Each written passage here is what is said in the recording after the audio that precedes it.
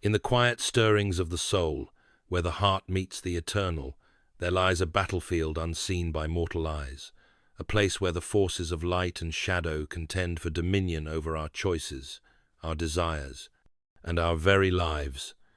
It is here, in this sacred inner sanctum, that we are called to vigilance, to discernment, and to a courage that dares to question the habits we take for granted.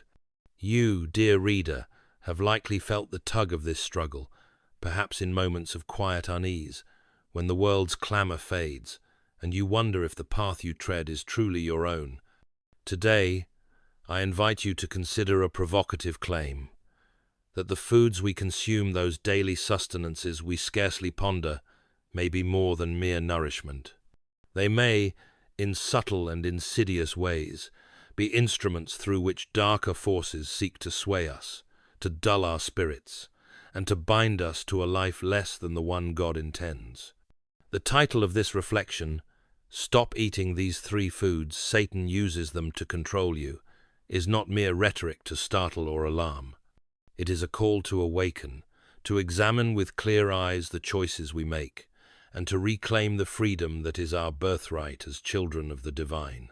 Let us embark on this journey together, not with fear, but with a resolute desire to pursue truth, to align our lives with the eternal, and to discover how the simple act of eating can become a sacred act of resistance and redemption. Imagine, if you will, a man sitting at his table, surrounded by the bounty of the earth, bread warm from the oven, fruits glistening with morning dew, a glass of wine reflecting the candlelight. To all appearances, this is a scene of contentment, of gratitude for God's provision. Yet, beneath the surface, there lies a question: are these gifts received with mindfulness, or have they become a snare, lulling the soul into complacency? The Apostle Paul reminds us in 1 Corinthians 10:31, "Whether you eat or drink, or whatever you do, do all to the glory of God." This is no idle admonition, but a profound call to intentionality. To eat is not merely to sustain the body, it is to engage in an act that touches the soul, shapes the will, and reflects our allegiance. If we are to live fully for the glory of God, we must ask, are there foods, habits of consumption that draw us away from this purpose? Are there choices, cloaked in the guise of necessity or pleasure, that subtly erode our freedom, cloud our reason, and distance us from the divine image we are called to bear? Let us consider, first, the notion of control, not the overt tyranny of chains, but the subtle dominion exerted through the desires of the flesh. The enemy of our souls, as Scripture warns, is a cunning adversary, prowling like a roaring lion, seeking someone to devour. 1 Peter 5-8. His methods are not always dramatic. Often, they are woven into the fabric of daily life, disguised as harmless routines. Food, in its essence, is a gift from God, a means of sustaining the body He crafted. Yet, like all gifts, it can be twisted, turned into a tool of bondage when we surrender our discernment. Have you ever paused to consider why certain foods hold such sway over you? Why the craving for sweetness, for excess, for that which leaves you sluggish and unsatisfied, persists despite your better judgment? This is not mere appetite. It is a whisper of temptation, a call to prioritize the fleeting pleasure of the moment over the enduring joy of a life aligned with truth. Let us name the first of these foods: sugar, that glittering seductress of the modern table. To speak of sugar is not to condemn the sweetness of honey drizzled on bread or the ripe burst of an apple plucked from the tree. No, it is the refined, omnipresent sugar found in candies, sodas, and countless processed foods that we must scrutinize. This is the sugar that floods the bloodstream, that spikes and crashes, leaving the body weary and the mind foggy. Science, that faithful servant of reason, tells us that excessive sugar dulls the mind's clarity, weakens the body's vitality, and fosters a cycle of craving that mimics addiction. But let us go deeper, beyond the physical. Sugar, in its excess, becomes a false comforter, a substitute for the true solace found in communion with God. When we turn to it in moments of stress, boredom, or sorrow, we are not merely indulging a taste. We are seeking to fill a void that only the eternal can satisfy. Have you felt this, dear friend? The momentary lift of a sweet treat, followed by a heavier heart, a sense that something deeper remains unaddressed.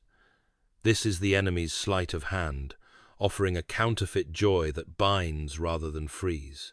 Consider the story of a young woman I once knew, whom I shall call Emma. Emma was vibrant, a soul full of dreams, yet she found herself ensnared by a habit she scarcely recognized. Each evening, after a day of striving and striving, she would sit with a bowl of ice cream, seeking solace in its sweetness. It was not the ice cream itself that troubled her, but the way it had become her refuge, her ritual to numb the ache of unfulfilled aspirations. One evening, as she sat in prayer, she felt a quiet conviction. This habit was not merely a preference, but a chain, keeping her from the clarity and courage she needed to pursue her calling. With resolve, she began to replace this nightly ritual with moments of reflection, of reading scripture, of listening to the still, small voice that promised true rest. Over time, she found not only her body lighter, but her spirit freer, her mind sharper, her purpose clearer. Emma's story is not unique. It is the story of anyone who has ever mistaken a temporal pleasure for an eternal good. If you, too, have felt the pull of sugar's false promises, consider this. What might your life become if you broke this chain, if you chose instead to seek the sweetness of God's presence? But let us not stop with sugar. There is a second food that warrants our attention. The processed, the artificial, the foods stripped of God's original design and laden with chemicals we can scarcely pronounce. These are the packaged snacks, the frozen meals, the fast foods that promise convenience but deliver depletion. They are crafted not to nourish but to entice, engineered to trigger the brain's reward centers while leaving the body starved for true sustenance. In their very design, they reflect a worldview that prioritizes profit over health, expediency over stewardship. To consume them thoughtlessly is to align ourselves, however unwittingly, with a system that values the temporal over the eternal. Have you ever noticed how these foods, so alluring in the moment, leave you feeling hollow, as if your body knows it has been cheated? This is no accident. These foods are a metaphor for the enemy's tactics. They offer the illusion of satisfaction while sowing seeds of discontent. Picture a man, John, who lived a life of haste, always rushing from one task to the next. His meals were grabbed from drive-thrus or microwaved from boxes, each bite a compromise justified by the demands of his schedule. Yet, over time, he began to feel a weariness, not just of body, but of soul.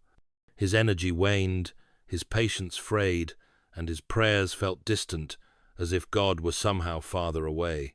One day, a friend invited him to a meal prepared with care, fresh vegetables, whole grains, a simple dish that nourished both body and spirit. As they ate, they spoke of life, of faith, of the beauty of God's creation. John realized that his hurried meals had not only starved his body, but dulled his connection to the divine. He began to cook for himself, to choose foods that honored the body God had given him. In doing so, he found not only health, but a renewed sense of gratitude, a rediscovery of the sacred in the ordinary act of eating. John's story asks us, are we honoring the temple of our bodies, or are we complicit in its desecration through choices made in haste?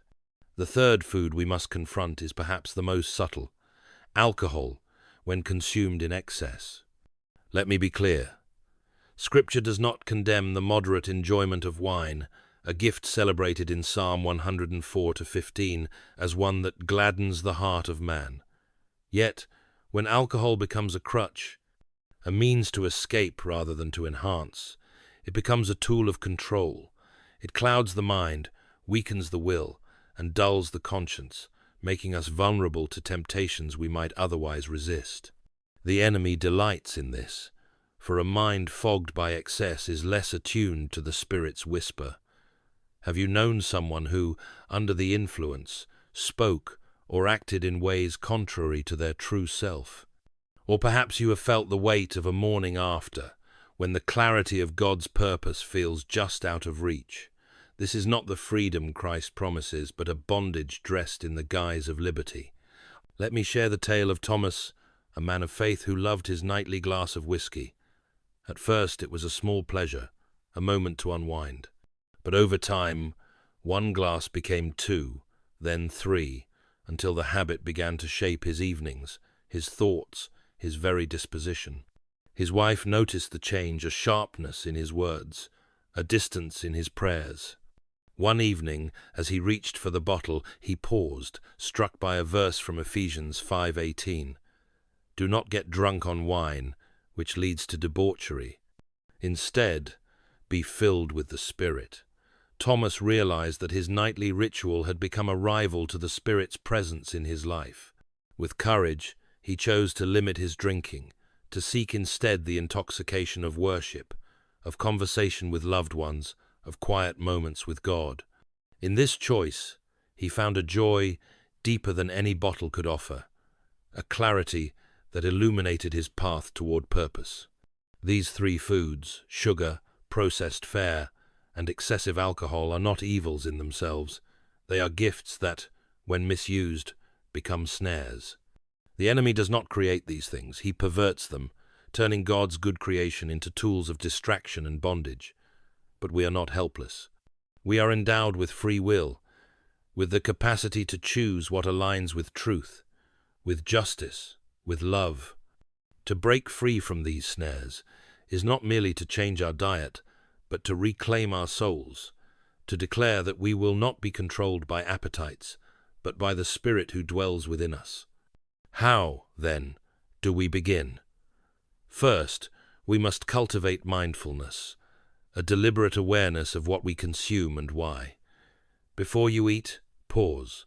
Ask, does this food honor the body God has given me? Does it strengthen me for His purpose, or does it dull my senses, my resolve? This is not about legalism, but about stewardship, about treating the body as a temple, as Paul urges in 1 Corinthians 6:19-20. Second, we must replace false comforts with true ones. If sugar has been your solace, seek the sweetness of Scripture, of prayer, of community. If processed foods have been your convenience, invest in the simple joy of preparing a meal with care. If alcohol has been your escape, turn instead to the living water that Christ offers, the wellspring that never runs dry. Let us return to the image of the man at his table. He sits now, not with unthinking habit, but with gratitude and discernment. He chooses foods that nourish, that reflect the goodness of God's creation. He eats not to fill a void, but to celebrate life, to fuel his body for the work of love, of justice, of truth. This is the life to which we are called, a life of freedom, of purpose, of communion with the divine. As you go forward, dear reader, consider this.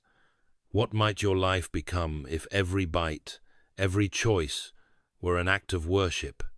What chains might you break? What clarity might you find if you refuse to let the enemy use even the simplest things to control you? The table is set, the choice is yours. Will you eat to the glory of God? This reflection, though but a beginning, stretches toward a deeper truth, that our choices, however small, shape our souls. To live fully, to love truly, to pursue the eternal, we must guard our hearts and bodies with vigilance. The foods we have named are but symbols of a larger battle, a battle for the will, for the mind, for the destiny God has written for each of us. Let us choose wisely, not out of fear, but out of love for the one who made us, who calls us, who sustains us. And in that choosing may we find the freedom, the joy, and the purpose that is our inheritance as children of the King.